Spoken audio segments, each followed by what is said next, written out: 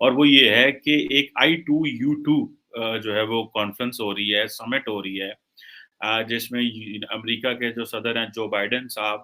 اور بھارت کے وزیر اعظم نریندر مودی صاحب، اسی طرح اسرائیلی پرائم منسٹر نفتالی بینٹ صاحب جو ہیں، اور ساتھ میں UAE کے پریزیڈنٹ محمد بن زید صاحب جو ہیں وہ 13th جو ہے وہ ایک ورچوئل سمٹ کرنے جا رہے ہیں کہ بھارت نے کس طرح ایک وہ UAE کے بھی قریب ہے، وہ سعودی عرب کے بھی قریب ہے، وہ مسلم ورلڈ کے بھی قریب ہے، اور یہی UAE وہ ہمارا دوست ملک ہے جو کہ انڈیا کو OIC میں بھی لے کے آنا چاہ رہا ہے۔ اگر آپ دیکھیں انڈیا کو مین اسٹریم کیا جا رہا ہے گلوبلی، کوڈ میں علیحدہ کیا جا رہا ہے، مڈل ایسٹ میں عرب ممالک میں علیحدہ مین اسٹریم کیا جا رہا ہے، کیونکہ USA سمجھتا ہے کہ اس وقت ایک جو بڑا پلیئر ہے آفٹر مڈل ایسٹ میں، تو ٹھیک ہے مڈل ایسٹ ممالک ہیں، لیکن ایک بڑا جس وقت ریجن کا پلیئر ہے وہ صرف اس کو انڈیا کو وہ انڈین اوشن سے اٹھا کے وہ ویسٹ ایشیا لے کے چلے گئے ہیں۔ سو آپ امیجن کریں ان کو مڈل ایسٹ تک لے کے جا رہے ہیں۔ So how much access they are giving and how much portraying power they are portraying جس کو آپ کہہ لیں کہ انڈیا کے لیے۔ سو یہاں پہ آ کے ہمیں یہ سمجھ لگتی ہے کہ انڈیا تو ایک وہ انڈیا اس کو امریکہ گلوبل سٹیٹس دے رہا ہے کہ بھائی یہ ہمارے ساتھ مل کے گلوبلی اپنے مفادات کو پروٹیکٹ کرے گا۔ اچھا انڈیا کی اپنی پرسنل کیپیسٹی بھی اتنی ہے کہ انہوں نے UAE کے ساتھ $100 بلین کا معاہدہ کر لیا۔ اچھا یہ UAE یہ جو نوپور شرما والا واقعہ ہوا تو اس کے اوپر یہ بات چلی کہ شاید مسلم دنیا جو ہے وہ شاید انڈیا کے اوپر ٹف ہوگی۔ میں بھی اس وقت یہ کہتا تھا کہ یہ ممکن نہیں ہے because there are so many bigger designs، بلکہ UAE کی اسٹیٹمنٹ تو سب سے لیٹ آئی تھی آن دس انسیڈنٹ، باقی ممالک نے اسٹیٹمنٹ دی تھی۔ تو یہ جو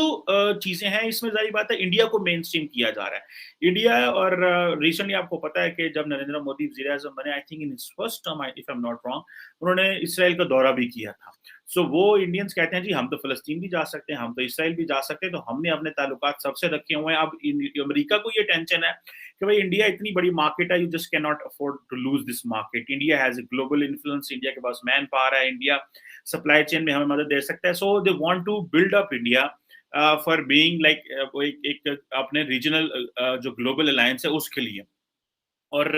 اسی لیے جیسے کوڈ بنا، یا سننے میں آ رہا ہے کہ ان کو G7 میں جو ہے وہ لیا جا رہا ہے، یا یہ بھی بلکہ ان کو نریندر مودی کو اگر آپ کو یاد ہو لنڈن میں آئی تھنک بلایا گیا تھا virtually, I think he joined and later on یہ بھی باتیں چل رہی ہے کہ سیکورٹی کونسل میں ان کو ممبرشپ دی جائے گی، اور پاکستان اس میں بڑا ذرا وہ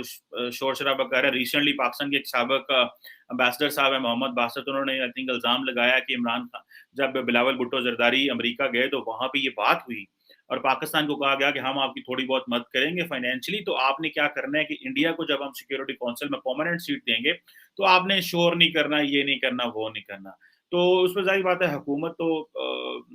اتنا اس کے پاس پولیٹیکل کیپٹل نہیں ہے کہ وہ اس طرح کی چیزیں نہ کر سکے۔ اب یہ جو I2U2 ہے اس میں آپ دیکھ لیں انڈیا کے امریکہ کے ساتھ بہت اچھے تعلقات ہیں، انڈیا کے اسرائیل کے ساتھ اچھے تعلقات ہیں، انڈیا کے UAE کے ساتھ اچھے تعلقات ہیں، انڈیا مسلم ورلڈ میں بھی اپنے آپ کو لے گیا ہے۔